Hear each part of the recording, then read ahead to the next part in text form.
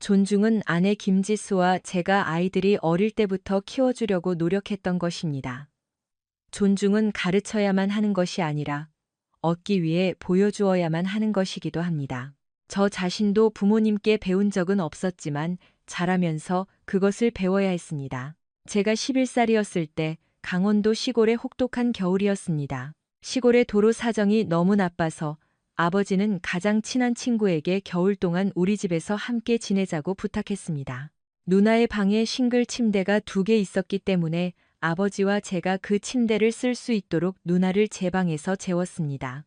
어느 날 밤, 저는 잠에서 깨어 옆 침대에서 아버지와 어머니의 소리를 들었습니다. 그 소리는 오해할 수 없는 것이었습니다. 그녀는 제가 쳐다보는 것을 보고 그에게 조용히 하라고 쏘아붙였습니다. 저는 다시 누워 잠이 들었습니다. 다음 날 저는 그녀에게 그 일에 대해 물었습니다. 그녀는 그건 사실이 아니며 제가 꿈을 꾼 것일 거라고 말했습니다. 2주 후, 저는 다시 그들을 목격했지만 이번에는 부모님의 침대에서였습니다. 그 관계의 결과가 바로 제 여동생입니다. 자신을 보호하기 위해 어머니는 저를 가족의 거짓말쟁이로 만들었습니다. 아버지는 제 이복 여동생을 친딸처럼 키웠습니다. 하지만 그 고통을 잊기 위해 그는 알코올에 중독되었습니다. 저는 대부분의 사람들에게 진실은 중요하지 않다는 것을 금방 깨닫고 이해하게 되었습니다. 하지만 저에게는 그것이 매우 중요했습니다. 오늘날까지도 저는 거짓말쟁이를 혐오합니다. 저는 그들을 용납하지도 변호하지도 않습니다. 저를 아는 많은 사람들에게 그것은 때때로 저를 바보처럼 보이게 만듭니다. 제 하나뿐인 아들은 저와 이야기하지 않는 것이 인생에서 할 수 있는 최악의 일이라는 것을 스스로 경험했습니다. 엄마와 이야기하는 것은 작은 문제를 큰 문제로 만들었습니다. 아들이 말하기 전에 그녀가 저에게 먼저 말하면 모든 것이 긴급 상황이 되었습니다. 그의 엄마는 그를 화나게 하는 방법을 알았고 그에게는 힘든 인연이었습니다. 하지만 그는 결국 저에게 마음을 열었습니다. 그는 책임감이 그가 치러야 할 대가라는 것을 깨달았습니다. 올해 그는 16살이 되었고 첫 차를 갖고 싶어 합니다. 그는 세 남매 중 장남입니다. 막내딸 은지는 심한 겨울 감기에 걸렸고 저에게 옮겼습니다. 그래서 저는 새벽 2시에 일어나 기침과 씨름하며 볼만한 것을 찾기 위해 TV 채널을 돌리다가 우연히 경찰이 사용하는 신체 카메라의 새 버전을 발견했습니다. 저는 휴대폰으로 친구인 나단 크로스에게 문자를 보내 메모리가 가득 찼을 때 현재 영상을 미리 프로그래밍된 이메일 주소로 자동 전송할 수 있는 모델이 있는지 물었습니다. 이틀 후 그는 전화를 걸어 그런 제품이 있지만 저렴하지 않고 무료 와이파이 연결이 있어야만 원하는 대로 작동한다고 말해 주었습니다. 이 세 개의 장치는 결국 저에게 250만 원이 넘는 비용을 들게 했습니다. 저는 그에게 제가 개인적으로 사용하기 위해 주문한 새 노트북과 함께 그것들을 제 사무실로 배달해 달라고 부탁했습니다. 제가 일하는 광고 회사인 프레스콧 크리에이티브는 모든 광고 촬영을 감독하는 책임을 맡고 있었는데 이는 제가 종종 며칠 동안 외딴 장소에서 일해야 한다는 것을 의미했습니다. 회사의 주요 주주는 쌍둥이 형제였습니다. 그들의 이름은 이강훈과 이강진이었습니다. 이강훈은 도박꾼으로 유명했고 결혼한 적이 없었습니다. 우리는 잘 맞는 것 같았습니다.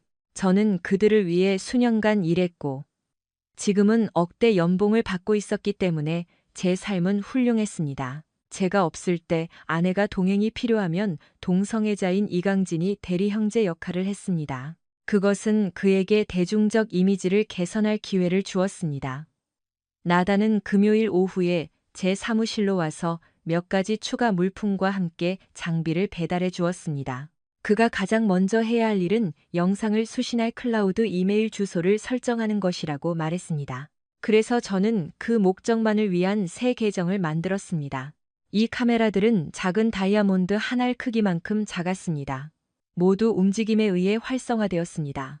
나다는 하나를 자신의 귀걸이에 부착했습니다. 재충전이 필요하기 전까지 일주일 동안 계속 작동할 수 있었고 충전은 무선으로 이루어졌습니다. 신호가 감지되면 그녀가 해야 할 일은 그것들을 빼서 상자에 다시 넣는 것뿐이었습니다. 각 비디오 카메라는 고유한 아이디 번호를 가지고 있었고 촬영한 모든 것을 전송했습니다.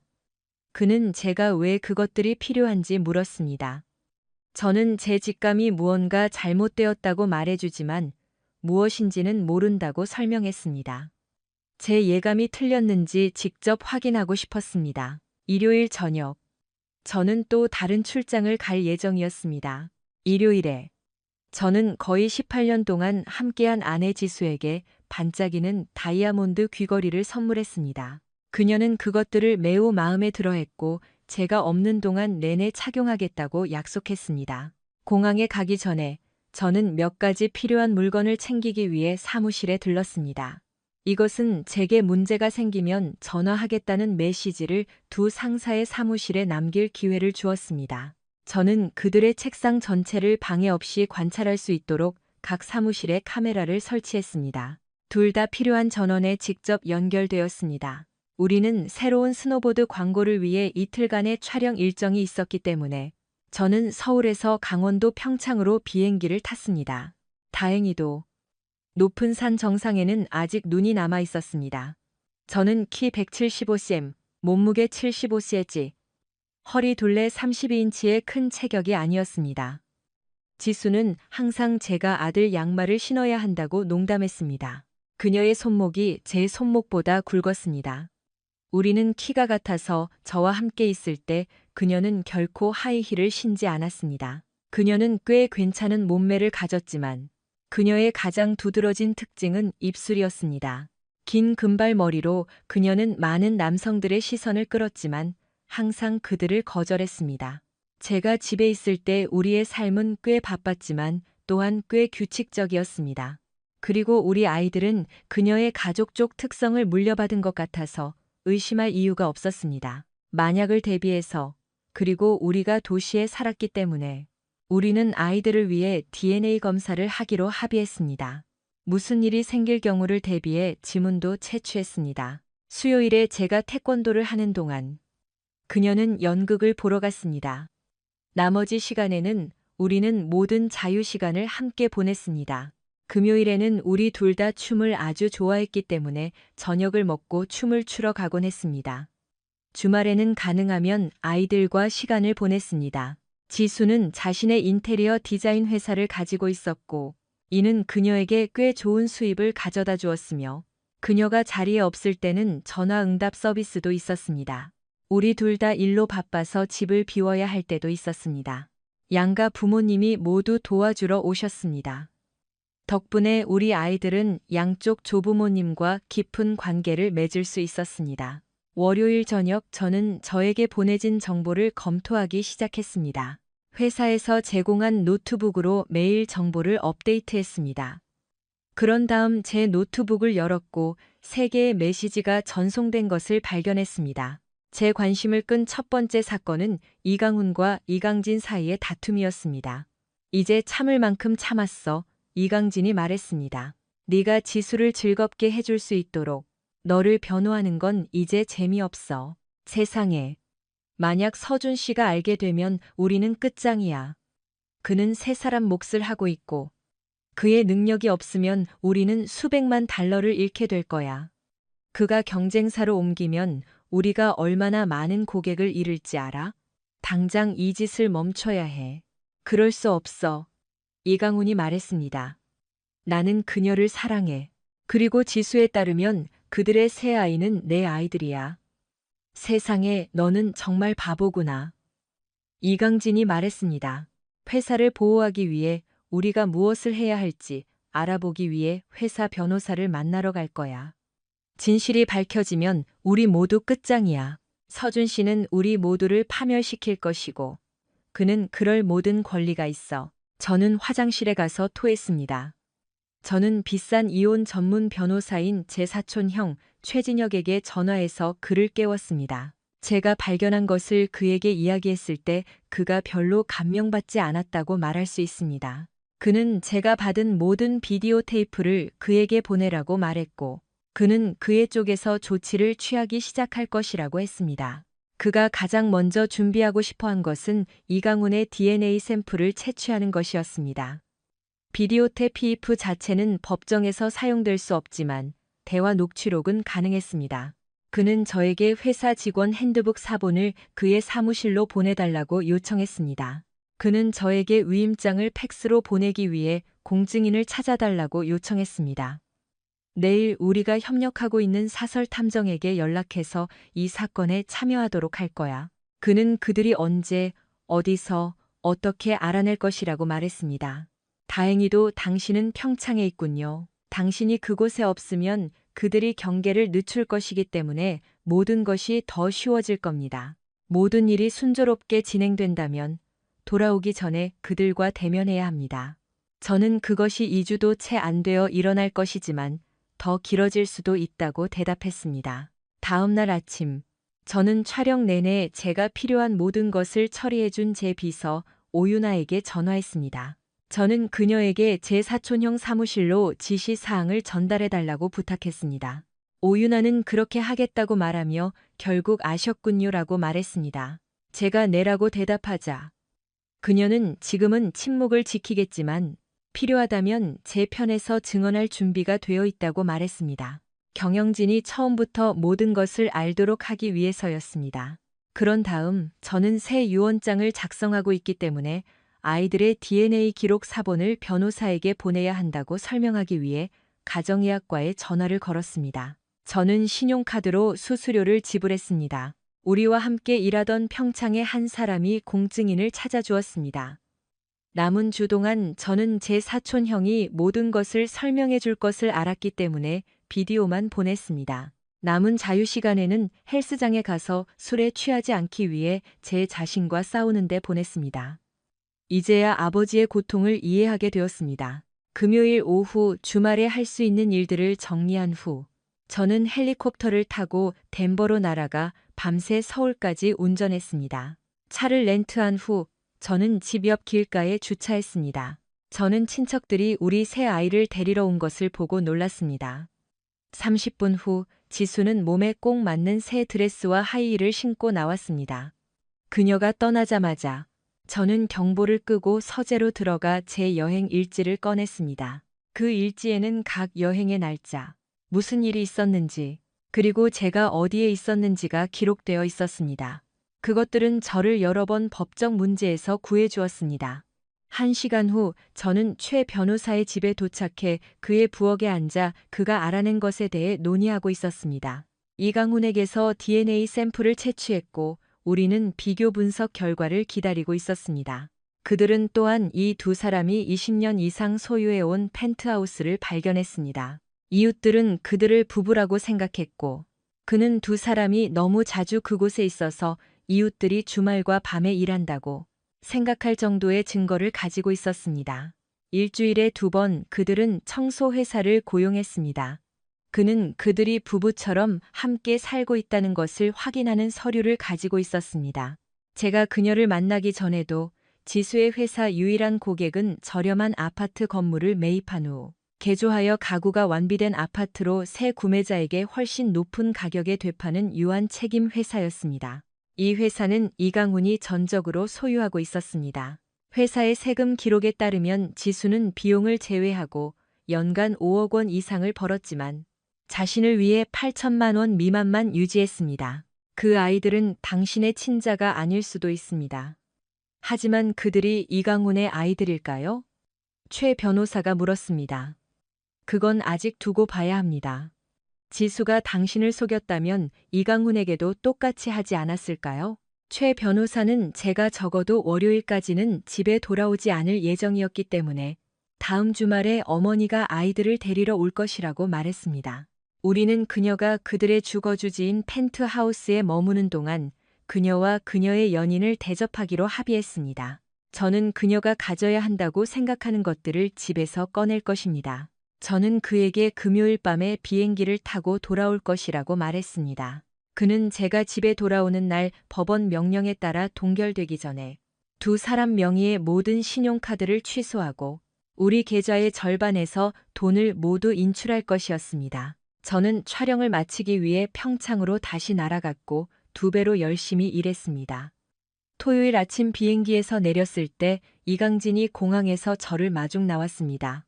그는 제가 촬영을 일찍 끝낸 것에 놀랐고 왜 우리 회의가 월요일까지 기다릴 수 없는지 이해하지 못해 혼란스러워했습니다. 저는 회사 노트북을 가지고 있었습니다. 커피를 마시며 우리는 여행과 편집 부서에서 해야 할 일들에 대해 논의했습니다. 우리가 거기에 앉아 있을 때 한 남자가 다가와 저에게 이강진 씨냐고 물었습니다. 이강진은 자신의 신원을 확인했고 그 남자는 소환장을 받으셨습니다. 라고 말했습니다. 그가 무슨 말을 하기도 전에 저는 그에게 노트북, 회사 열쇠, 신용카드를 건네주고 재킷에서 사직서를 꺼냈습니다. 그런 다음 저는 그의 형과 제 아내도 소환장을 받았으며 제가 사직한다고 설명했습니다. 그의 얼굴이 창백해졌고 상황이 얼마나 나빠질지 물었습니다. 저는 그들에게 진실을 분명히 보여줄 것이라고 대답했습니다. 저는 이강훈이 지수의 세 아이 모두의 친부임을 확인하는 DNA 증거를 가지고 있었습니다. 그들은 자신들의 펜트하우스에서 소환장을 받고 있었습니다. 법원 명령에 따라 그들이 제 어머니, 제 아이들, 그리고 저에게서 500피트 약 152m의 거리를 유지해야 한다는 것을 상기시켜 주세요. 저는 불쌍한 이강진이 토할 것 같다고 느꼈습니다.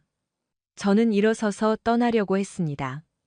이강진은 분노에 차 저를 붙잡았습니다. 공항 보안 요원들이 우리에게 도착하기 전에 그는 바닥에 쓰러져 얼굴에서 피를 흘리고 있었습니다. 그는 예전만큼 잘생기지 않을 것입니다. 막대한 의료비가 아니었다면 아마 죄책감을 느꼈을지도 모릅니다. 어머니와 아이들이 저를 만났습니다.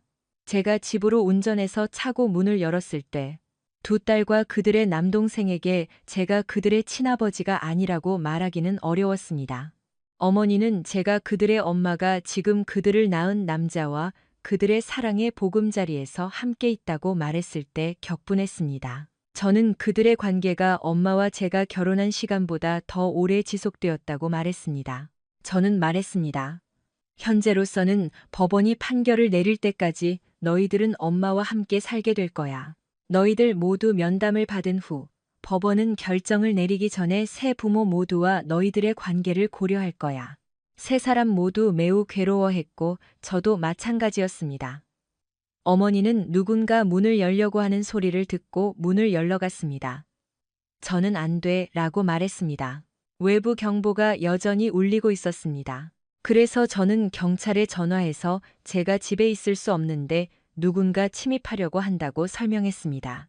그들은 무음 경보 신호를 듣고 현장에 도착했다고 말했습니다. 그때 저는 아이들을 위층으로 보냈습니다. 그들은 앞문을 열었습니다.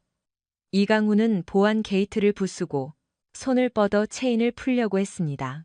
경찰이 도착했을 때 침입자들을 체포한 후 경찰관이 문을 두드리고 자신을 소개했습니다.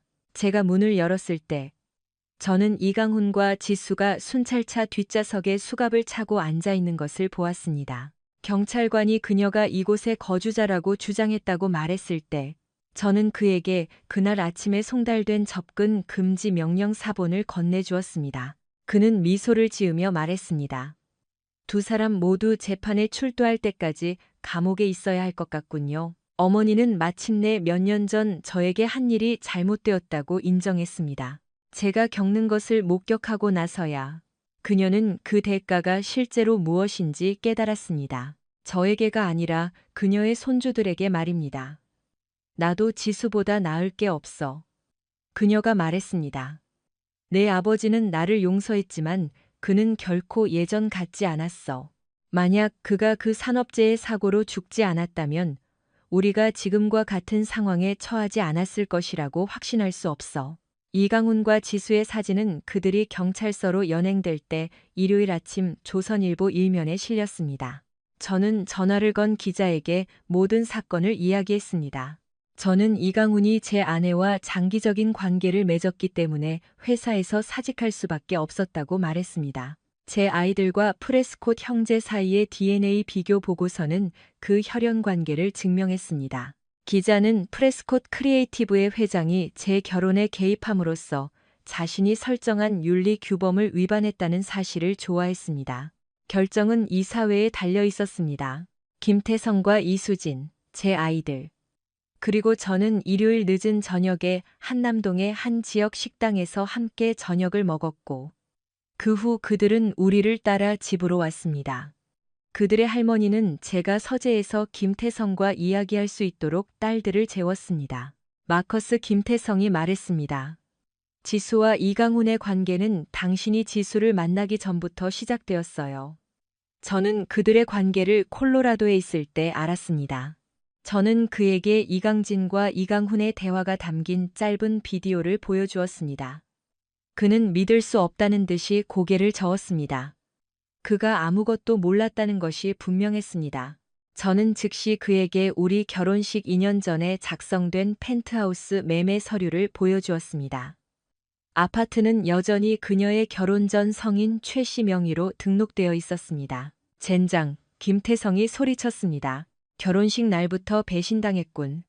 그 클립을 봤을 때 저는 변호사와 사설 탐정을 고용했습니다. 제가 조용히 말했습니다. 두 사람 모두 그들이 자신들을 너무 잘 보호해서 진실이 결코 밝혀질 수 없다고 생각했기 때문에 그들에 대한 진실을 찾는 것이 매우 쉬웠다고 말했습니다. 제 삶에서 일어나고 있는 일이 당신과 이수진 씨와 손주들의 관계에 영향을 미치게 두지 않을 겁니다. 저는 그에게 법원 서류와 제 참고 자료 사본을 건네주었습니다. 그가 그것들을 읽는 동안 저는 우리 두 사람에게 얼음을 넣은 큰 아이리시 위스키를 따라주러 갔습니다. 그를 가장 마음 아프게 한 것은 지수가 부모님, 형제 자매, 그리고 저까지 얼마나 쉽게 속았는지 공동의 친구에게 솔직하게 인정하는 대화를 읽었을 때였습니다. 이강훈과 그녀는 제가 그의 아이들을 키울 사람이 될 것이라고 함께 결정했습니다. 서준을 처음 만났을 때부터 나는 그가 나를 위해 무엇이든 할 것이라는 것을 알았어. 지수는 녹음에서 말했습니다. 그는 나를 너무 사랑해서 무엇이든 믿을 준비가 되어 있었어. 사랑은 그의 눈을 멀게 해서 바로 눈앞에 있는 것을 보지 못하게 했지. 서준의 타고난 예리한 능력을 알아본 이강훈은 그를 촬영 현장에서 자신의 오른팔로 만들었습니다. 이강훈에 따르면 서준의 등장으로 장면 재촬영 비용이 80% 감소했습니다. 결과적으로 회사의 명성과 수익은 급증했습니다. 서준은 우리 가족 생활이 매우 좋다고 생각했습니다. 그는 결코 무엇이 잘못되었다고 생각하지 않았고, 게다가 그는 훌륭한 아버지였습니다. 태연이가 고등학교를 졸업하면 이혼 소송을 제기하고 그를 내쫓을 거야. 그렇게 하기 위해 이강훈의 회사에서 제공하는 성매매 서비스를 이용할 거야. 그 바보는 모든 것이 끝났다는 것을 알지도 못할 거야. 그에게서 가능한 한 많은 정보를 빼내는 것은 매우 쉬울 거야. 그녀는 미소를 지으며 말했습니다. 저는 돌아와서 장인어른이 우는 것을 보았습니다. 이 모든 것을 어디서 구했나? 김태성이 진지하게 물었습니다. 저는 그의 앞에서 노트북을 열고 이메일에 들어가 귀걸이에 대한 지수의 최신 이메일을 열었습니다. 저는 비디오 파일을 열고 재생 모드를 켰습니다. 이강훈 씨, 정말 답답해요. 지수가 말했습니다. 서준 씨가 어떻게 이걸 알았는지 모르겠어요. 그는 아이들이 자기 자식이 아니라고 주장하지만 우리에게 어떤 증거도 보여주지 않았으니 그의 변호사가 소송을 제기하려고 꾸며낸 헛소리일 뿐이에요. 우리가 이 상황에 직면한 것은 그냥 속임수일 뿐이죠. 그렇죠? 아마도. 이강훈이 대답했습니다. 하지만 서준은 이미 사직했고 토요일에 이강진에게 소송 서류를 보냈어.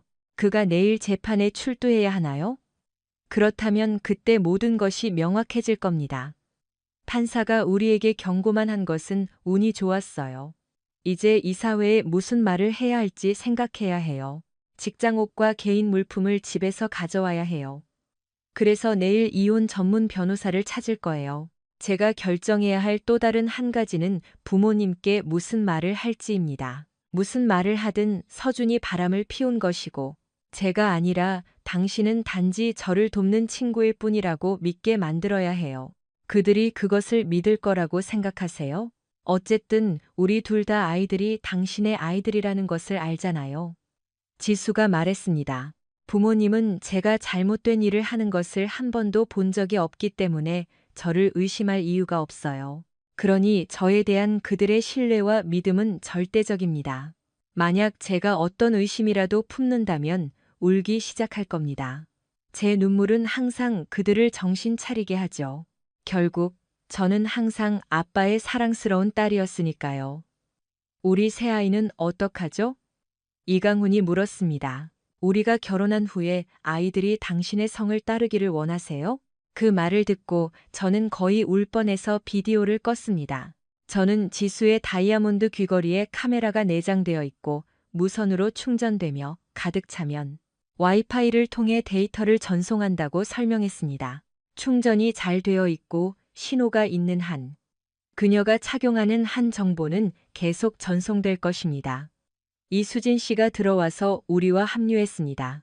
저는 그녀에게 와인 한 잔을 권했고 그녀가 수락하자 저는 그들이 상황을 논의할 수 있도록 혼자 남겨두었습니다. 제가 돌아왔을 때 김태성 씨가 방금 우리가 엿들은 대화를 그녀에게 다시 들려주는 것을 보았습니다. 이수진 씨의 표정이 모든 것을 말해주었습니다. 그래서 이혼 서류에 적힌 내용이 사실이었군요. 이수진 씨가 눈물을 흘리며 말했습니다. 그녀가 바람을 피웠지만 얼마나 오래요? 그들의 결혼 기간보다 더 오래. 김태성 씨가 말했습니다. 우리 손주들은 우리 딸과 이강훈의 자식이야. DNA 보고서 사본을 봤어. 내 눈에는 딸 지수는 더 이상 내 딸이 아니야. 그녀는 우리 가족이 소중히 여겼던 모든 것에 등을 돌렸어. 도저히 이걸 받아들일 수가 없어. 시간이 흐르고 그녀가 꾸며낸 거짓말 때문에 나와 그녀 모두 그녀가 어떤 것에도 후회하지 않는다는 것을 알게 되었어. 심지어 발각된 것조차도 그녀가 진짜 연인과 자유롭게 즐길 수 있도록 우리가 아이들을 몇 번이나 데려가야 했는지 궁금해. 하지만 손주들도 있잖아. 이수진 씨가 울었습니다. 어머니, 만약 제가 양육권을 얻게 되면 어머니는 항상 그들을 무제한으로 만날 권리가 있을 겁니다. 저는 그녀의 두려움을 진정시키기 위해 그녀에게 말했습니다. 우리가 이야기하기 전에 아버지께 그렇게 말씀드렸지만 두 분 모두 누가 양육권을 얻든 상관없이 손주들을 무제한으로 만날 권리를 위해 법원에 소송을 제기하라고 조언했습니다. 세 사람 모두를 고소해야 할 겁니다. 하지만 그게 당신이 할 수 있는 가장 현명한 일이라고 생각해요. 그렇게 하면 이 일이 끝날 때까지 어느 편도 들지 않을 것이라고 지수에게 말할 수 있습니다. 감정 때문에 나중에 열 수 없는 문을 닫지 마세요. 김태성 씨는 저를 보고 동의하며 고개를 끄덕였습니다. 여보, 우리 사위 서준은 영원히 우리 가족일 거야. 김태성 씨가 말했습니다. 이 문제에 대한 그의 현명함은 옳다고 생각합니다. 그는 우리만큼 고통스러운데도 우리의 필요를 최우선으로 생각하고 있습니다. 우리가 아는 한 그녀와 그녀의 연인은 자녀들에게 전혀 관심이 없는 것 같습니다. 우리 딸은 성인 생활 내내 우리에게 거짓말을 해왔습니다. 우리가 어디서 잘못했는지 묻고 싶습니다. 지수가 서준에 대한 사랑을 우리에게 고백했을 때 그녀는 진심이었을까? 월요일은 저에게 바쁜 날이었습니다. 저는 새아이를 학교에 데려다주고 사무실에서 상황을 설명하는데 시간을 보냈습니다. 만약 제 아내가 학교에서 아이들에게 연락을 시도하면 경찰이 알게 될 것입니다. 곧 전 아내가 될 사람은 비싼 이혼 전문 변호사를 찾았고 제 옛 회사는 수요일에 소송을 당했습니다. 장인어른은 지수와 저 모두를 고소했습니다. 그는 딸이 매우 화가 나서 소송을 취하하라고 요구했다고 말했습니다. 그는 그녀에게 그녀와 그녀의 어머니는 무엇을 믿어야 할지 모르지만 손주들과의 관계는 보호받아야 한다고 느꼈다고 말했습니다. 그는 그녀에게 왜 손주들을 만날 권리가 거부되었는지 물었습니다. 그녀는 대답을 거부했습니다. 그런 다음 그는 제가 일요일 저녁 가족 식사 후에 그 결정을 내리도록 제안했다고 그녀에게 알렸습니다. 이제 왜 당신이 초대받지 못했는지 알겠군요. 그가 그녀에게 말했습니다. 서준은 우리가 손주들과의 관계가 부모의 행동에 영향을 받지 않기를 원했기 때문에 우리에게 모든 사람을 고소하라고 약속하게 했습니다. 그가 우리에게 당신의 펜트하우스 주소를 제공한 사람입니다. 그래서 우리가 어디에서 당신에게 소환장을 송달해야 하는지 알았습니다. 시 기록에 따르면 당신은 서준의 상사와 공동 소유주였고 이는 그의 주장에 신뢰성을 더했습니다. 지수는 평정을 잃었고 그는 전화를 끊었습니다. 이 대화는 그에게 많은 것을 알려주었습니다. 왜냐하면 평소처럼 진실에 직면했을 때 대부분의 사람들은 도망가기 때문입니다. 다행히도 금요일은 봄 방학 전 마지막 등교일이었습니다. 그래서 장인, 장모, 새아이, 어머니, 그리고 저는 토요일에 출발하여 일주일 후 돌아오는 일정으로 일주일 동안 플로리다로 갔습니다. 여행은 몇 주 전에 계획되었지만 지수의 비행기 표를 할인받을 수는 없었습니다. 최 변호사는 지수와 그녀의 변호사에게 그녀의 회사 지분을 대신하여 그녀의 집 지분에 대한 소유권 이전 서류에 서명하도록 설득했습니다. 그녀가 공동 재산으로 사용되지 않을 것이라고 믿게 하기 위해서였습니다. 이혼 소송에서 재산. 그녀는 회사를 집에서 운영했고 법적 주소가 우리가 사는 곳이었기 때문에 회사가 자산이 될 것이라는 사실을 깨닫지 못했습니다. 프레스콧의 인사부는 제 계약 해지 조건을 수락했습니다. 따라서 병가와 휴가가 끝날 때까지 저는 여전히 회사 직원이었습니다. 이것은 제가 무엇을 하고 싶은지 생각할 시간을 6월 말까지 주었습니다. 돌아왔을 때 전 비서인 오윤아로부터 이사회가 저와 협력을 재개하기 전에 진정할 시간을 주었다는 말을 들었습니다. 그들은 제가 회사에 얼마나 가치 있는 직원인지 깨달았고 제가 돌아올 것인지에 대한 고객들의 메시지를 받고 있었습니다. 프레스콧 형제가 회사의 상당한 지분을 소유하고 있었지만 두 사람 모두 정당한 사유로 해임될 수 있었습니다. 게다가 이사회는 그들에게 모든 지분을 매각하도록 강요할 수 있었습니다. 따라서 두 형제는 선택 사항을 분석하고 결과를 처리하기 위해 외부 회사를 고용했습니다. 최 변호사는 지수가 차고에 들어가는 것을 허락했고 우리는 회사의 모든 파일을 별도의 하드 드라이브에 복사한 후 그녀의 모든 개인 물품을 그곳으로 옮겼습니다. 집과 관련 없는 그녀의 모든 재산은 그녀의 이름으로 된 보관 창고에 보관되었고 저는 6개월치 창고 임대료를 선불로 지불했습니다. 저는 제 상황에 대한 그의 관여로 이강훈을 고소했고 불필요한 스트레스와 고통에 대해 2배의 보상을 요구한 다음 보상금을 현재 가치로 환산하기 위해 이자를 더했습니다. 그에 대한 두 번째 소송은 부부간의 정서적 상해죄였습니다. 저는 또한 결혼에 개입한 혐의로 두 형제 모두를 고소했습니다. 저는 제 아내를 상대로 불륜을 이유로 소송을 제기했습니다. 아이들이 막 학교에서 집으로 돌아왔을 때 문을 두드리는 소리가 났습니다. 제가 아이들을 돌보지 않는다는 불만에 대해 확인하러 온 사회복지사였습니다. 저는 그 전화가 곧 전 아내가 될 사람의 변호사로부터 온 것임을 알게 되었습니다. 아들이 그녀를 부엌으로 안내했고 그곳에서 그녀는 저와 딸들이 함께 저녁을 준비하는 모습을 보았습니다. 그녀는 오븐에서 익고 있는 바비큐 냄새를 맡았습니다.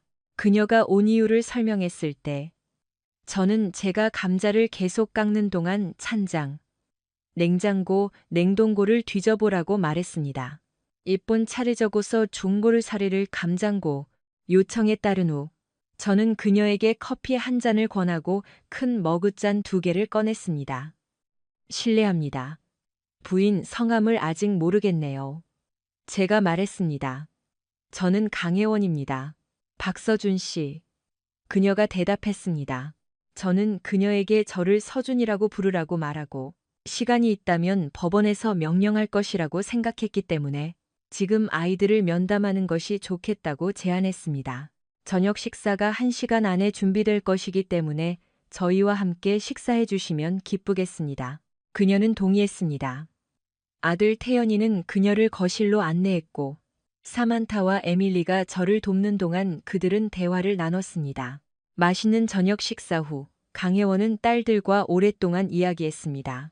그 후 태연이와 저는 함께 설거지를 했습니다. 아무도 숙제를 하지 않았고 누군가 물어보면 이유를 설명하는 편지를 써야 했습니다. 마침내 강혜원 씨와 저는 단둘이 이야기할 수 있었습니다. 제가 가장 먼저 한 일은 이강훈과 지수의 대화 녹음 파일을 그녀에게 보여주는 것이었습니다.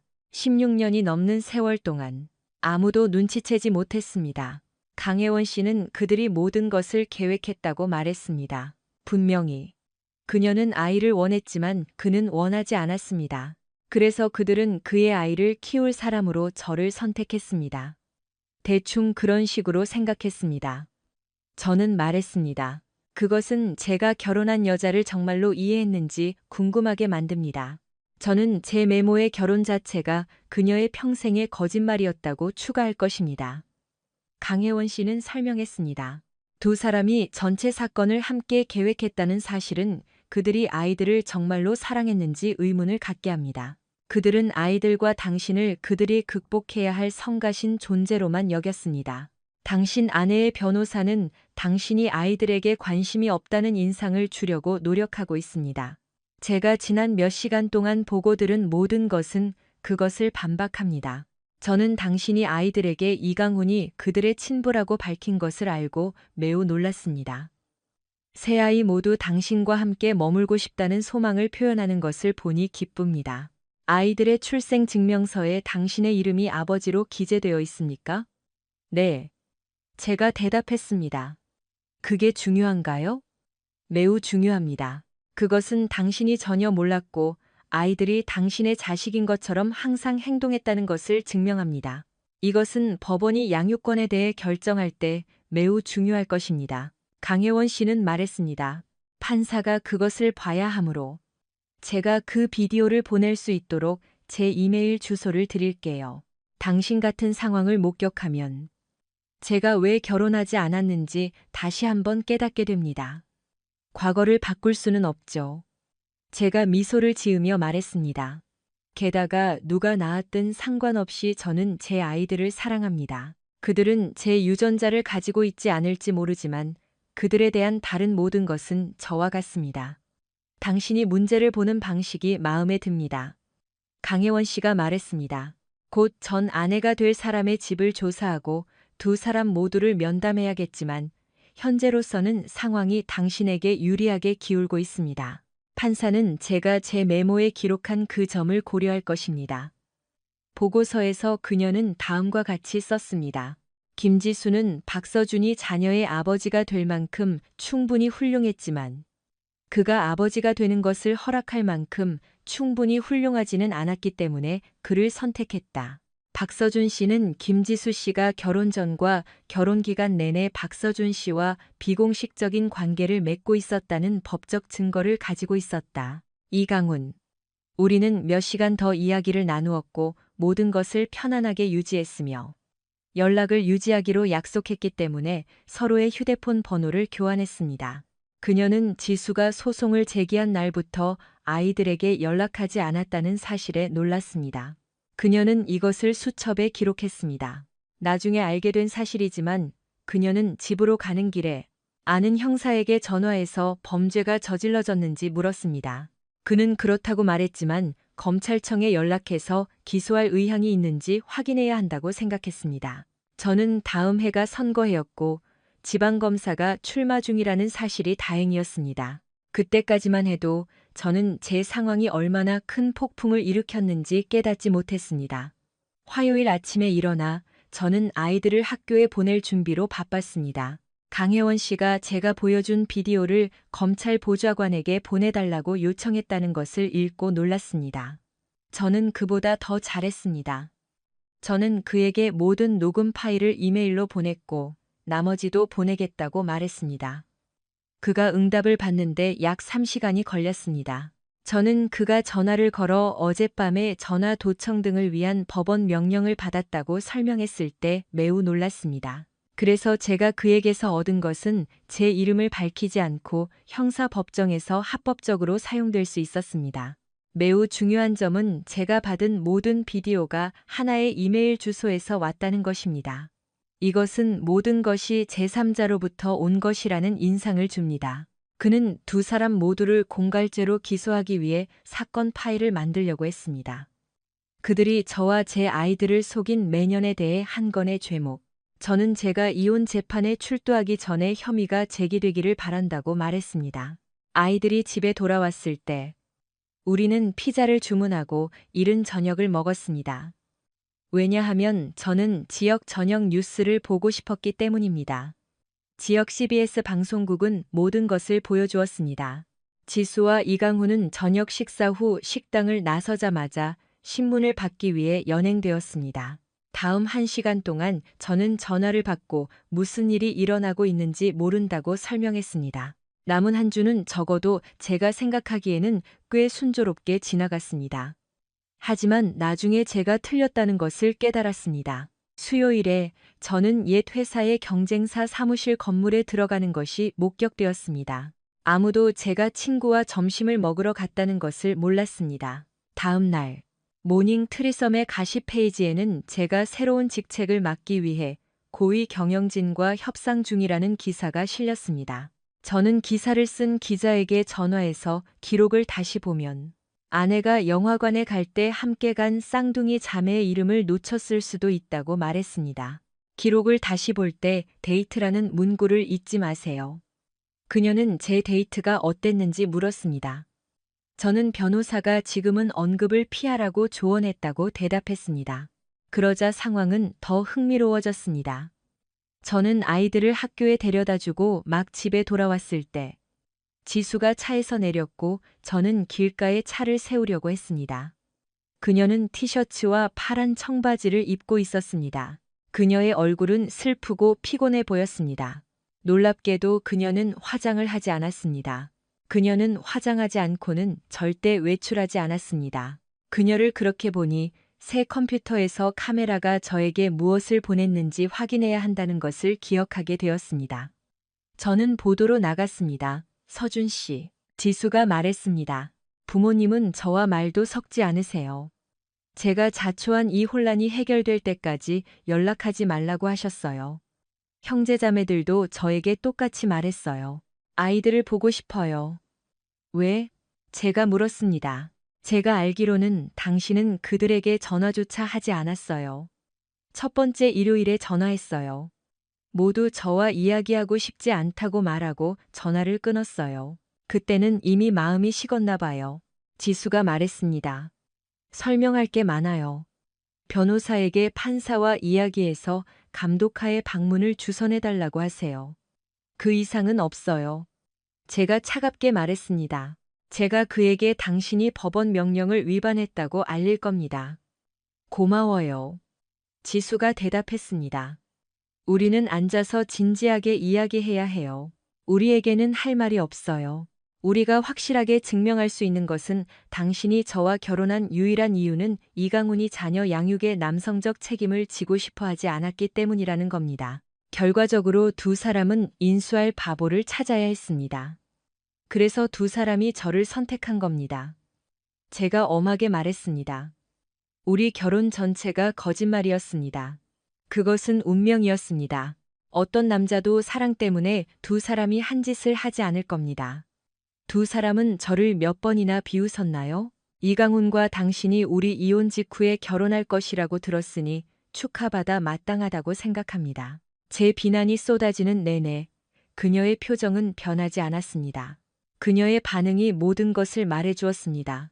우리는 더 이상 함께하지 않아요. 그녀가 말했습니다. 이강훈은 새로운 거처를 찾아야 했어요. 우리 둘 다 조사가 끝날 때까지 형사들의 신문을 받는 동안 서로 연락하지 말라는 법원 명령을 받았어요. 그는 호텔로 이사해야 했어요. 제 변호사가 아동보호기관에 당신에 대한 불만을 제기했을 때 모든 것을 망쳤어요. 그들이 우리를 신문했어요. 아파트 관리실은 우리에게 아파트를 팔라고 요구하고 있어요. 저와 아이들은 월요일에 면담을 받았습니다. 제가 설명했습니다. 면담관은 우리를 개별적으로 면담했기 때문에 그들이 그녀에게 무슨 말을 했는지 모릅니다. 아이들은 법원이 누구와 살고 싶은지 스스로 결정하도록 허용하는 나이가 되었습니다. 이번 주말에 그들은 당신의 부모님과 함께 지낼 겁니다. 작별 인사도 없이 저는 몸을 돌려 집으로 들어갔습니다. 노트북을 들고 부엌으로 들어가 새 커피를 내렸습니다. 열어보니 월요일 이후로 많은 일이 있었다는 것을 알게 되었습니다.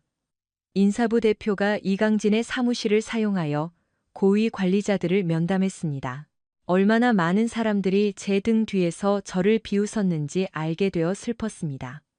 많은 사람들이 설명 없이 해고되었습니다. 제 변호사와 검찰청 모두에게 이것은 금광이었을 것입니다. 이강훈은 자신의 관계를 비밀로 유지하기 위해 뇌물, 승진, 협박을 자주 사용한 것 같았습니다. 이 모든 것이 범죄 행위였습니다. 대부분의 직원들이 퇴근한 후 목요일 늦은 저녁에 이사회와 CEO가 회의를 가졌습니다. 이사회는 누가 무엇을, 언제, 왜 알았는지에 대해 충분히 보고받았습니다. 심지어 전 직원들도 면담을 받았습니다. 그들은 이강훈과 이강진을 어떻게 처리할지에 대해 논의했습니다. 이강훈은 회사 회장으로서의 시간이 끝났고 이강진은 강제로 떠나게 될 것이었습니다. 인사부장은 CEO에게 제가 경쟁사의 사무실 건물에 들어가는 것이 목격되었고 그녀의 신뢰할 만한 소식통인 가십 기자들에 따르면 제가 경쟁사들로부터 연락을 받았다고 말했습니다. CEO는 미소를 지으며 말했습니다. 하지만 그들이 그에게 회장직을 제안할 수 있을까요? 인사부 직원이 전화를 들고 올리비아가 아직 일하고 있는지 보러 가는 길이라고 설명했습니다.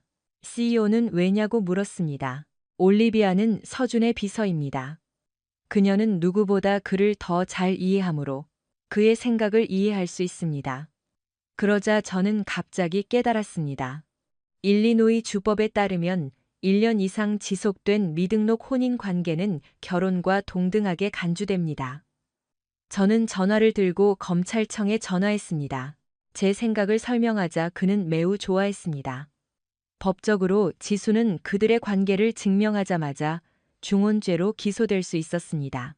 저는 최 변호사의 사무실 전화번호를 제공하고 우리가 가진 모든 문서 사본을 팩스로 보내달라고 요청했습니다. 2시간 후 최 변호사가 전화했습니다. 젠장, 서준 씨. 이걸 못 봤는데 봤어야 했어요. 훌륭합니다. 당신의 이혼은 사실상 끝났고 지수는 몇 시간 안에 기소될 겁니다. DLC에서 두 사람에 대한 조사를 이끌고 있는 조지 데이비스는 말했습니다.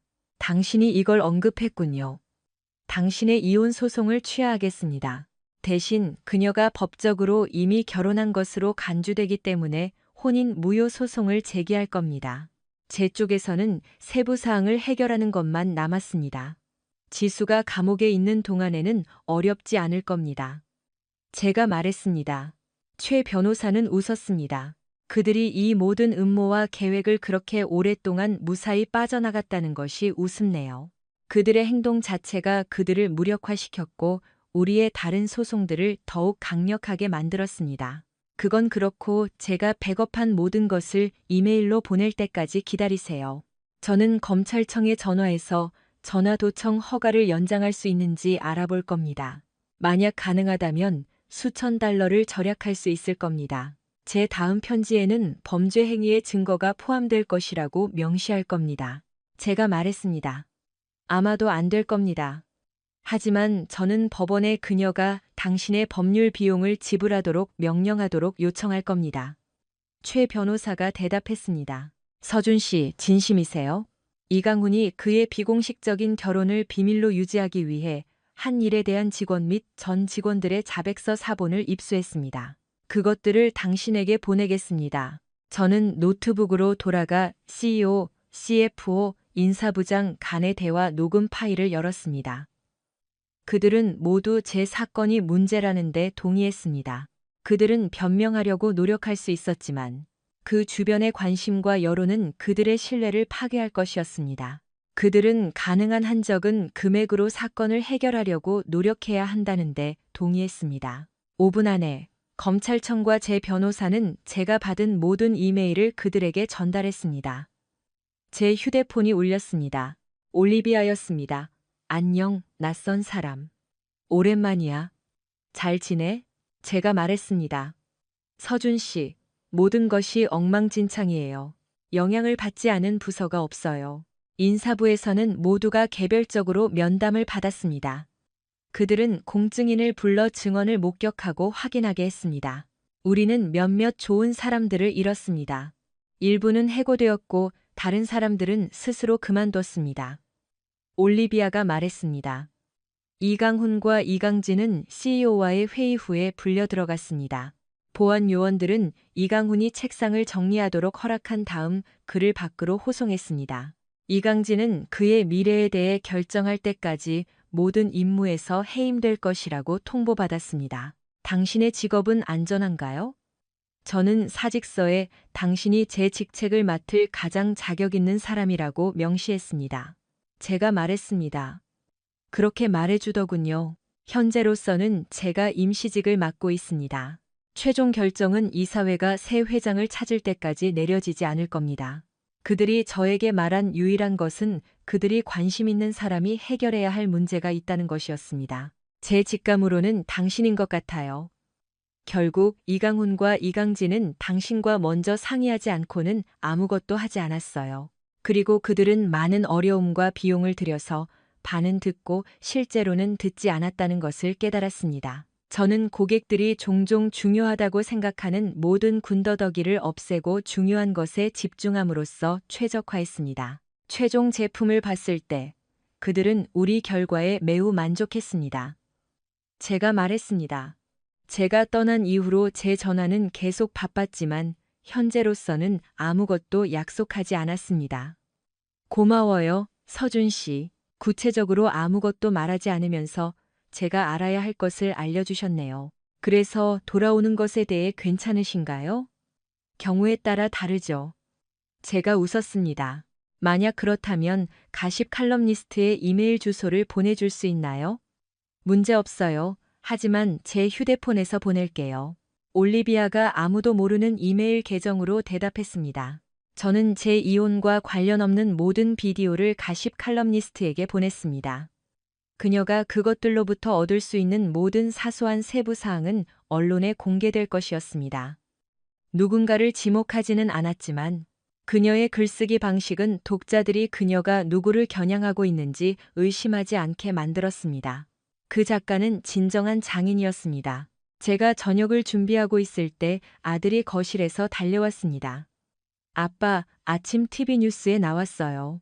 저는 안으로 들어가서 무슨 일이 일어나고 있는지 보기 위해 화면을 되감았습니다.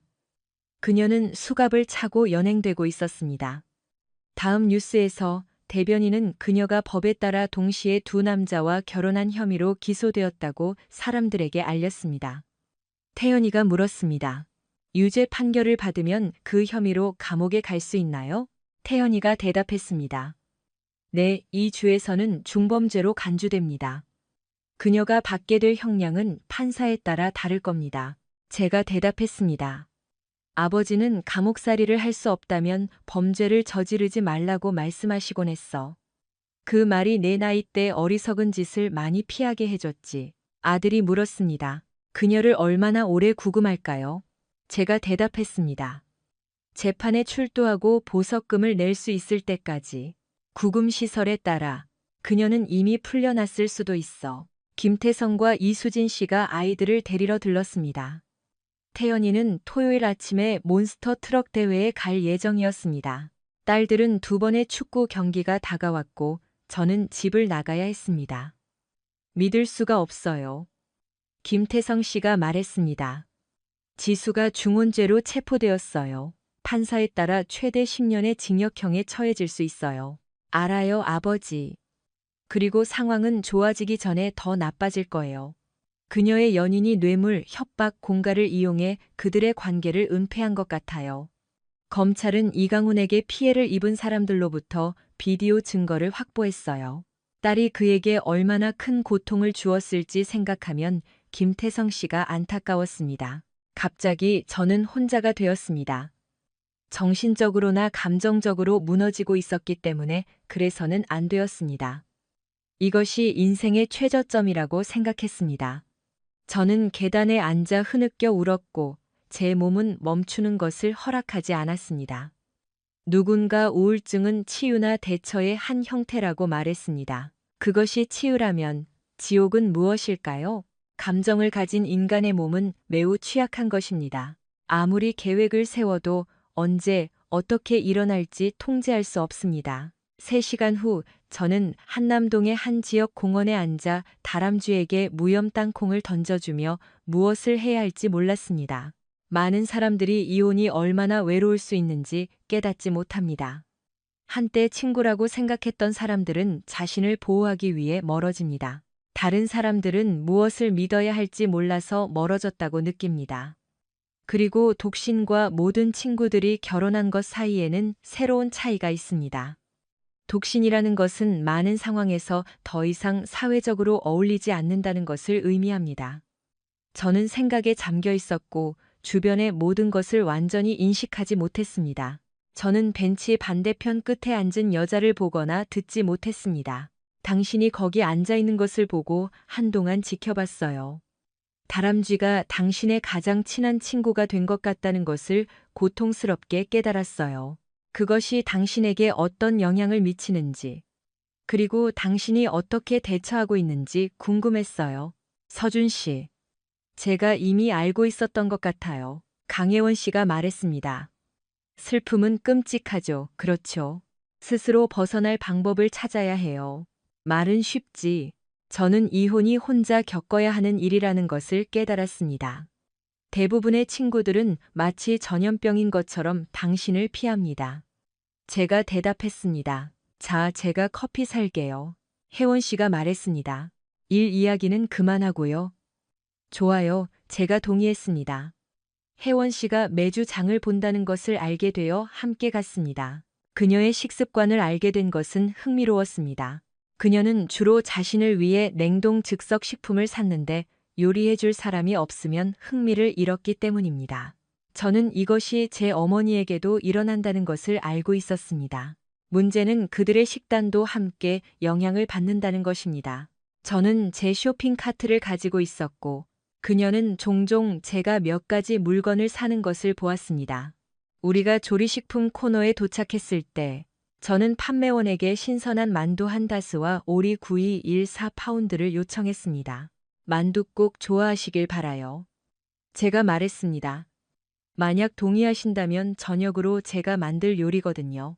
상관없어요. 제 집이 제 아파트에서 한두 블록밖에 떨어져 있지 않으니까요. 혜원 씨가 말했습니다. 채소를 씻은 후 그녀는 제가 그것들을 같은 크기로 자르는 것을 보았습니다. 저는 제가 산 만두의 소고기보다 돼지고기가 더 많아서 닭육수를 사용한다고 그녀에게 말했습니다. 마찬가지로 저는 이미 조리된 오리를 잘게 썰었습니다. 그녀는 냄비 2개를 꺼냈습니다. 저는 하나에 물과 약간의 소금을 넣었고 다른 하나에는 육수를 부었습니다. 육수가 끓을 때 저는 옥수수, 물, 밤, 향신료, 오리를 넣었습니다. 빨간색, 노란색, 녹색 피망과 완두콩은 나중을 위해 남겨두었습니다. 소금물이 다시 끓을 때 저는 만두를 넣었습니다. 만두 물을 빼기 전에 저는 수프에 신선한 채소를 더하고 간장 2방울을 더했습니다. 맛을 본 후 마늘 가루를 조금 더 넣었습니다. 마지막으로 다른 재료들과 함께 만두를 넣고 수프의 맛이 배도록 했습니다. 그런 다음 저는 그것을 담아냈습니다. 혜원 씨가 첫 숟가락을 맛보자마자 그녀는 매우 기뻐했습니다. 저는 몇 그릇을 만들기에 충분한 양을 만들었고 그녀가 남은 것을 데워 먹을 수 있을 거라고 생각했습니다. 대화 중에 그녀는 제가 만두를 대량으로 만들어 냉동하는 것을 좋아한다는 것을 알게 되었습니다. 제가 설명한 또 다른 팁은 육수를 덜 사용하고 옥수수 전분을 넣어 음식을 걸쭉하게 만들어 밥과 함께 먹을 수 있는 스튜로 만드는 것이었습니다. 제가 얼마나 적게 소비하는지 알았을 때 그녀는 충격을 받았습니다. 저는 그녀의 집을 좋은 기분으로 떠났습니다. 혜원 씨는 저를 있는 그대로 받아들였고 놀랍게도 그것이 제가 오랫동안 필요했던 것이었습니다.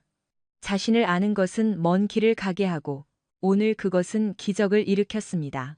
일요일에 모닝 트리섬을 읽다가 저는 전 대통령이 권력을 유지하고 개인적인 상황을 통제하려는 끊임없는 노력에 대한 2페이지 분량의 기사를 가십 섹션에서 발견했습니다. 이것은 광고, 공갈, 뇌물 등 모든 것을 포함했습니다. 기사 말미에는 이것이 조사되고 있는가? 그렇지 않다면 왜 아닌가라는 질문이 던져졌습니다. 저는 혜원 씨에게 문자를 보내 저와 함께 한강공원에 가고 싶은지 물었습니다. 그녀는 그렇다고 말했습니다. 첫 데이트에서 우리는 10대처럼 행동했습니다. 저는 그녀에게 왜 결혼하지 않았는지 물었습니다. 그녀는 경력이 항상 방해가 되었고 너무 자주 비판받는 것이 관계를 망치고 있다고 설명했습니다. 저는 경력이 저에게 영향을 미쳤기 때문에 양쪽 입장에서 이것을 이해했습니다. 제가 일요일 저녁 식사에서 만났을 때 친척들과 아이들은 제 즐거운 기분에 놀랐습니다. 모두 몇 주 동안 저를 그렇게 즐겁게 본 적이 없다고 말했습니다. 월요일 아침, 올리비아는 이사회 의장으로부터 예기치 않은 방문에 대비해야 한다고 알려주었습니다. 그들이 저를 다시 데려오기 위한 계획을 시작하고 있었기 때문입니다. 일요일 신문에 실린 기사가 모든 사람이 칼럼니스트가 누구를 암시하는지 알았기 때문에 그것을 가능하게 했습니다. 올리비아는 이사회가 이강훈과 이강진이 더 이상 직원이 아니기 때문에 거부하자 그들의 지분을 매각하도록 강요하는 법원 명령을 구하기 위해 법원에 갈 것이라고 알려주었습니다. 놀랍게도 저는 지수로부터 전화를 받았는데 그녀는 우리가 휴대폰 없이 중립적인 장소에서 단둘이 만날 수 있는지 물었습니다. 저는 그녀에게 10분 동안 생각할 시간을 주고 다시 전화하라고 말했습니다. 저는 최 변호사에게 전화했고 그는 때때로 사적인 대화를 나누기에 가장 좋은 장소는 사람들이 자유롭게 이동할 수 있는 군중 속이라고 말했습니다. 저는 오후 1시에 서울 숲의 한 포장마차에서 우연히 지수를 만났습니다. 우리는 앉을 벤치를 찾았습니다. 우리는 휴대폰을 꺼내 끄고 잘 보이는 곳에 두었습니다. 무엇이 필요하죠, 지수 씨? 제가 차갑게 물었습니다. 이강훈과 저에게 이런 짓을 하는 사람을 아는지 알아야겠어요. 지수가 단도직입적으로 말했습니다. 가십 칼럼니스트가 경찰을 압박하고 있고 거의 지시하고 있어요. 이강훈이 설립한 회사에서 그를 쫓아냈어요. 이강진은 자기도 쫓겨났다고 생각하고 이제 당신은 혼인 무효 소송을 제기했어요. 이강훈의 문제는 이사회에서 비롯되었습니다. 경찰이 사실과 사건의 증인을 찾을 수 있었던 정보 출처가 바로 그곳이라고 통보받았다고 믿습니다. 저는 변호사가 원하지 않기 때문에 우리 상황에 대해 아무것도 논의할 수 없다고 말했습니다. 그럼 왜 저를 만나기로 동의했나요? 지수가 물었습니다. 아시다시피 이강훈과 저는 스스로 아주 큰 구덩이를 팠어요. 지난 주말에 리드 씨가 법원에 보고서를 제출했다고 들었어요. 우리는 모든 아이들이 당신과 함께 머물고 싶어 한다는 것을 알게 되었습니다. 이강훈과 제가 직면하고 있는 상황을 고려할 때 저는 전적으로 동의합니다. 다른 변호사가 말했습니다. 재판 판사가 제가 법적으로 이강훈과 결혼했다고 동의하면 장기 징역형에 처해질 것입니다. 그에 따르면 문제는 결혼 증명서가 없기 때문에 그것이 결혼인지 여부를 어떻게 해석하느냐에 달려 있습니다. 오늘 당신을 만났다고 새 아이에게 말할 수 있어야 해요. 제가 대답했습니다. 그들은 당신의 외모에 대해 제 의견을 물을 겁니다. 그들의 정신 상태는 어떤가요? 지수가 진심 어린 걱정으로 물었습니다. 그들도 그런 순간들이 있어요. 제가 그들의 질문에 설명하거나 대답할 수 없어서 매우 나쁠 때도 있어요. 제가 말했습니다. 무슨 질문이요? 지수가 그들의 삶으로 돌아갈 방법을 찾으며 물었습니다. 그들이 그런 처벌을 받을 만한 무슨 짓을 했나요? 제가 대답했습니다. 저조차도 몇 번이나 그 질문을 스스로에게 했습니다. 거의 20년 동안 두 남자와 결혼한 것에 대한 책을 써야 합니다. 그런 관심으로 그것은 베스트셀러가 될 겁니다. 그 말을 하고 저는 일어서서 떠났습니다. 지수는 항상 지수였고 항상 자신을 먼저 생각했습니다. 그녀는 결코 변하지 않는 늙은 개와 같았습니다. 더 나쁜 것은 제 남은 감정이 모두 죽었다는 것을 깨달았기 때문에 그녀를 동정할 수 없었다는 것입니다. 집에 돌아와서 이메일을 확인하고 제 비디오가 거기에 있는 것을 보고 놀랐습니다. 채팅에서 지수의 목소리는 명확하고 크게 들렸습니다. 저는 활짝 웃으며 그것을 가십 칼럼니스트에게 전달했습니다. 화요일에 가십 칼럼은 중혼 여성인 김지수가 두 남자의 아내로서의 18년에 대한 모든 것을 폭로하는 책을 곧 쓸 것이라는 굵은 글씨로 된 기사를 실었습니다.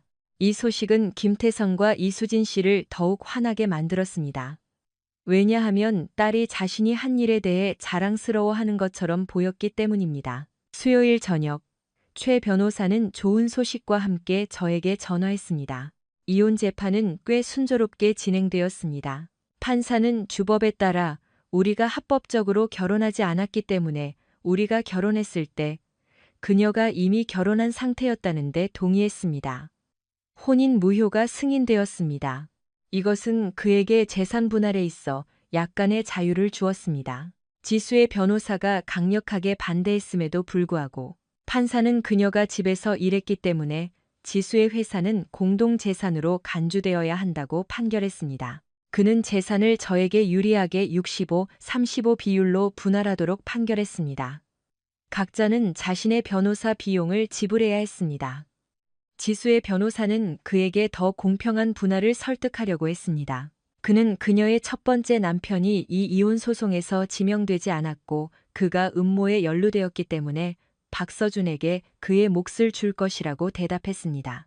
우리가 그녀에게 큰 타격을 입혔다는 것을 인정해야 합니다. 저는 그녀의 형사 문제가 해결될 때까지 아이들에 대한 임시 단독 양육권을 부여받았지만 그녀에게 무제한적인 자녀 면접을 허용해야 했습니다. 이강훈은 금요일에 체포되었고 갑자기 그가 수년간 학대한 많은 사람들이 지방검찰청과 협력해야 하는 법적 상황에 처하게 되었습니다. 지수의 삶은 점점 더 나빠지고 있었습니다. 몇 달 전까지만 해도 그녀는 매일 밤 그녀를 따뜻하게 해줄 2명의 연인이 있었습니다. 이제 그녀는 아무도 없었습니다. 제가 집 주위에서 정원 가꾸기를 하고 있을 때 이사회 의장이 나타났습니다. 이 혼란에 대해 진지하게 직접 대화해야 합니다. 서준 씨, 충분한 시간을 가졌기를 바랍니다. 윌리엄 해링턴이 말했습니다. 저는 일어서서 윌리엄에게 손을 내밀었고 그는 제 손을 잡았습니다. 제가 말했습니다.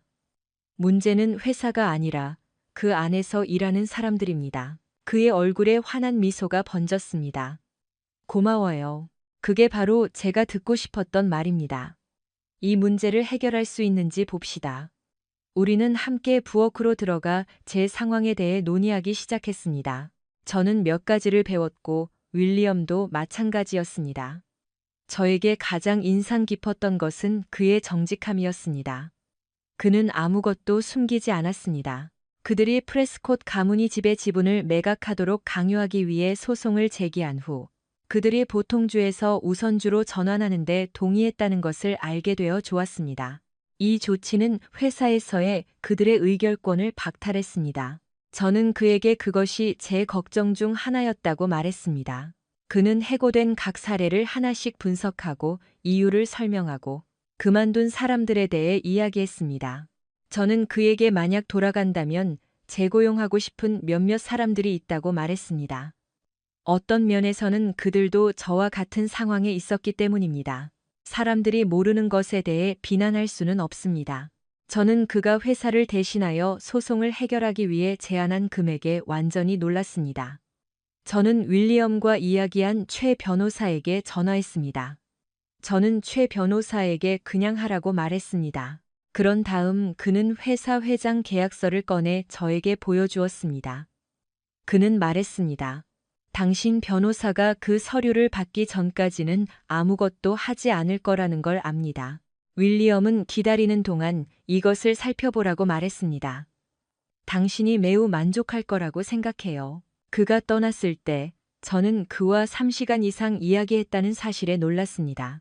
저는 혜원 씨에게 전화해서 오늘 바쁘지 않기를 바랐습니다. 그녀는 바쁘지 않았습니다. 저는 그녀에게 제 가족과 함께 축하 저녁 식사에 참여하고 싶은지 물었습니다. 무엇을 축하하나요? 그녀가 물었습니다. 이혼 양육권 획득, 전 고용주와의 소송 해결, 그리고 제 직장 복귀 가능성이요. 그녀는 동의했습니다. 저는 작은 개인 공간이 있는 식당에 전화해서 자리가 있는지 확인했습니다. 저는 그날 저녁 8시에 예약했습니다. 저는 장인, 장모, 어머니, 누나와 그녀의 남편에게 전화했고 모두 오기로 동의했습니다. 저는 누나에게 아이들을 데려오라고 말했습니다. 저는 혜원 씨에게 전화해서 7시에 그녀를 데리러 갈 것이라고 알렸습니다.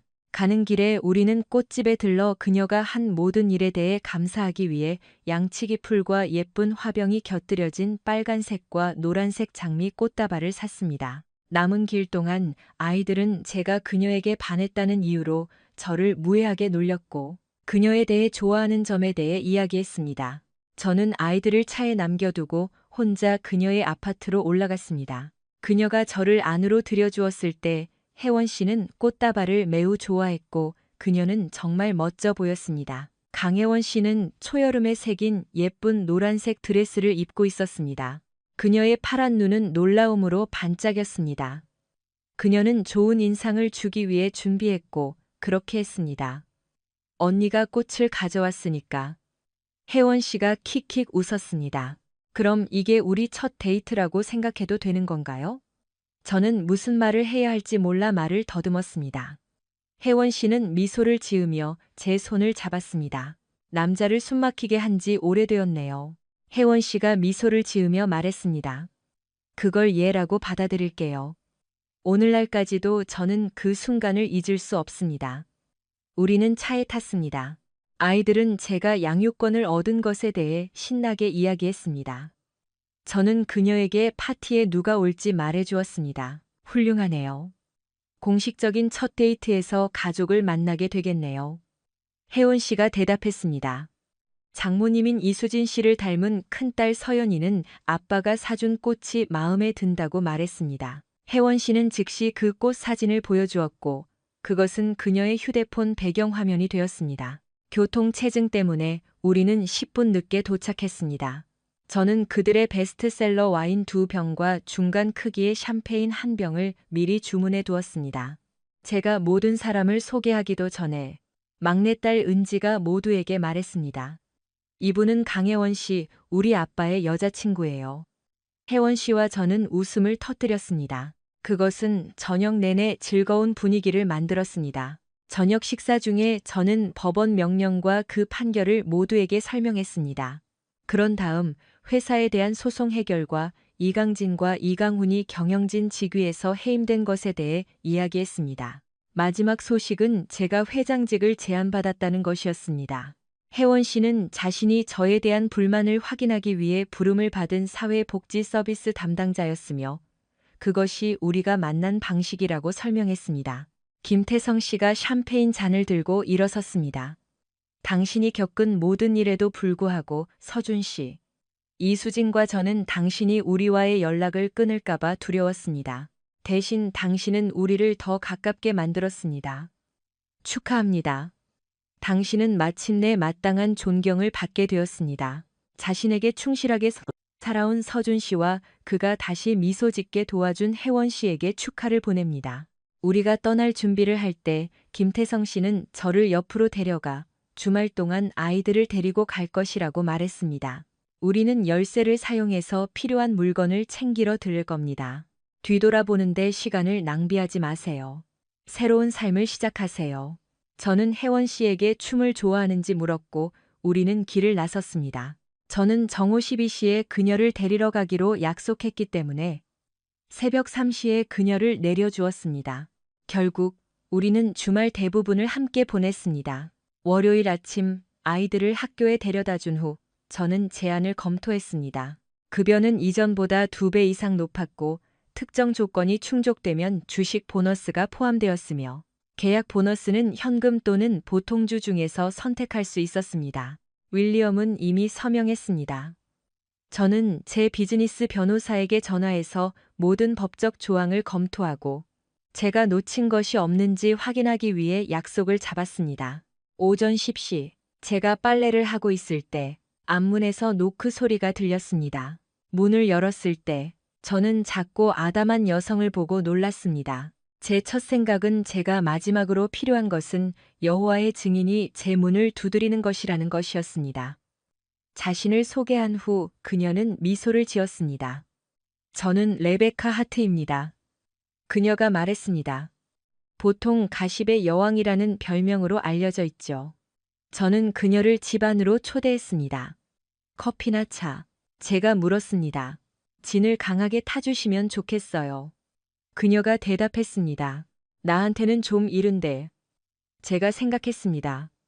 하지만 괜찮았습니다. 저는 그녀에게 맥주 한 잔을 가져다 주었고 신사로서 그녀와 함께 앉아 맥주를 한 모금 마셨습니다. 실례합니다, 박서준 씨. 그녀가 말했습니다. 하지만 비디오를 하나 보여드리고 싶습니다. 그러자 저는 그냥 보여달라고 말했습니다. 저는 그것이 저와 지수의 대화라는 것을 알게 되었습니다. 그런 다음 그녀는 지수가 책을 쓸 의도가 전혀 없었다고 주장하는 대화 내용을 보여주었습니다. 그녀는 이혼 소송에서 항소를 시작할 수 있도록 말을 되돌리고 싶어 했습니다. 박서준 씨, 결정을 내리기 전에 당신의 견해가 필요합니다. 레베카 하트가 설명했습니다. 저는 그녀에게 녹음 장치를 켜고 제가 시작할 수 있을 때 알려달라고 요청했습니다. 하트 부인, 우선 제 이름을 인쇄해도 좋습니다. 당신이 보여준 것은 그날 우리 대화의 일부일 뿐입니다. 우리는 자녀와 이혼과 같은 다른 문제에 대해 논의했습니다. 18년 동안 함께 살면서 우리 모두는 그녀가 저에게 한 모든 말이 거짓말이라는 것을 깨달았습니다. 일어난 모든 일 때문에 그녀가 한 모든 말이 사실이라고 주장할 수는 없습니다. 제가 설명했습니다. 그녀가 한 모든 말과 제가 믿었던 모든 것이 거짓말이었기 때문에 당신에게 묻고 싶습니다. 그녀가 당신에게 거짓말을 했나요? 그녀가 거짓말을 하지 않았다고 말할 수는 없습니다. 그리고 그것은 그녀가 정직할 가치가 없었다는 사실 때문에 저를 슬프게 합니다. 저도 그녀에게 거짓말할 가치가 없다고 생각합니다. 이것이 당신이 더 잘 이해하는 데 도움이 되기를 바랍니다. 그녀는 그렇다고 대답했고 장치를 껐습니다. 저는 이 칼럼을 작은 설문조사를 하는데 사용할 생각입니다. 저와 그녀의 대화를 한 글자도 틀리지 않고 다시 쓸 겁니다. 그 아래에는 우리가 방금 마친 대화 내용이 있을 겁니다. 독자들에게 누구를 믿는지 물어볼 겁니다. 결과를 읽기를 매우 기대하고 있습니다. 제가 매우 진심으로 말했습니다. 아버지는 항상 남자에게 충분한 밧줄을 주면 조만간 스스로 목을 맬 것이라고 믿으셨습니다. 지수는 그가 옳았다는 것을 증명했습니다. 그녀에게는 그녀가 잃고 있는 돈이 전부였습니다. 저는 그것을 알고 있었습니다. 하트 부인도 깨달았다고 생각합니다. 전 아내가 전화해서 우리 아이들을 저녁 식사에 데려가고 싶다고 말했습니다. 저는 그들이 모두 오후 4시 직후에 집에 올 것이라고 말했고 그녀는 그때쯤 와야 한다고 말했습니다. 그녀는 곧 도착했습니다. 큰딸이 문을 열었습니다. 저는 그녀가 우리 옛 엄마가 왔어 라고 외치는 것을 들었습니다. 하지만 제가 들은 것은 발소리뿐이었습니다. 저는 부엌에 가만히 서 있었습니다. 전 남편과 아이들의 관계에 개입했다는 비난을 받고 싶지 않았습니다. 몇 분 후 저는 앞문이 닫히는 소리를 들었습니다. 곧 아이들이 들어왔습니다. 우리는 그녀에게 아직 너무 일러요. 아빠라고 말했어요. 서연이가 말했습니다. 왜냐하면 사실이니까요. 우리는 그녀가 우리 모두에게 한 짓을 받아들일 수 없어요. 그것이 우리가 그녀에게 한 말입니다. 태연이가 말했습니다. 만약 내가 친구에게 반하는 일을 한다면 평생 그 우정을 잃을 수도 있는데 부모님은 우리가 아무 일도 없었던 것처럼 삶을 계속하기를 원하시나요? 저는 그냥 그녀에게 꺼지라고 말했어요. 그녀는 누가 너에게 그런 말을 할 권리를 줬니? 라고 물었어요. 은지가 말했습니다.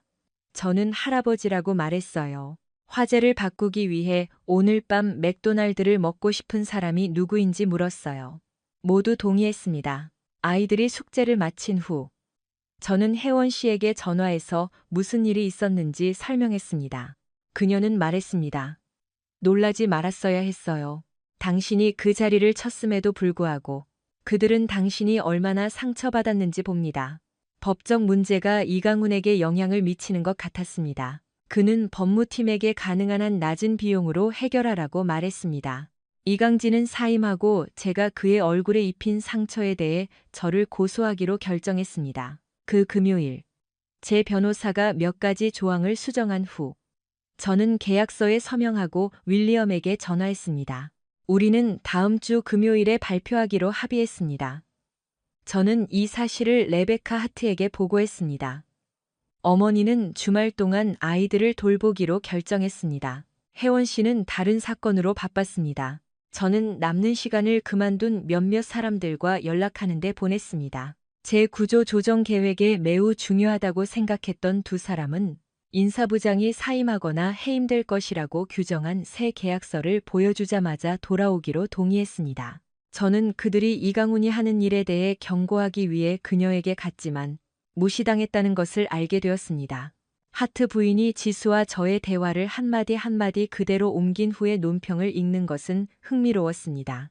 그녀는 독자들의 의견을 물었습니다. 그런 다음 그녀는 썼습니다. 이 두 사람을 만난 후 저는 지수가 서준에게서 무엇을 찾았는지 궁금해졌습니다. 그는 친절하고 사랑스럽고 배려심 많은 남자로 어떤 여자라도 원할 만한 사람이라는 인상을 줍니다.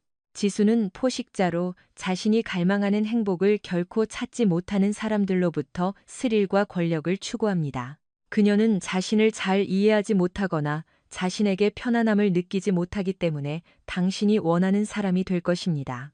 그녀는 만나는 모든 사람에게 가면을 쓰고 있으며 그것은 얼굴에 바른 화장이 아닙니다. 김지수는 이강훈이 그녀를 이용한 만큼 그를 이용했습니다. 그것이 그들의 관계를 유지하는 데 도움이 되었습니다. 이 부분을 읽었을 때 저는 그것이 매우 핵심을 찌른다고 느꼈습니다. 월요일에 저는 월요일부터 금요일까지 일할 가정부를 찾는 서비스에 연락했습니다. 새로운 급여로 저는 그것을 감당할 수 있었습니다. 저는 이사회 의장에게 전화해서 제가 알게 된 것을 알려주었습니다. 그가 두 전 직원이 인사부장이 그들의 경고를 무시했다는 것에 대해 진실을 말하고 있었다는 것을 발견했을 때 인사부장은 그날 저녁 즉시 해고되었습니다. 혜원 씨와 이야기하면서 저는 그녀가 자신의 분야에서 일에 지친 사람을 아는지 물었습니다. 그녀는 왜냐고 물었습니다. 저는 회사에서 막 해고된 인사 관리자를 찾고 있다고 설명했습니다. 그녀는 그 일에 매우 적합한 두 사람을 안다고 말했습니다. 저는 그녀에게 그 두 사람 모두에게 저에게 연락하라고 말해달라고 부탁했습니다. 5월 마지막 금요일 아침, 언론 앞에서 이사회 의장은 저를 새 회장으로 소개했습니다.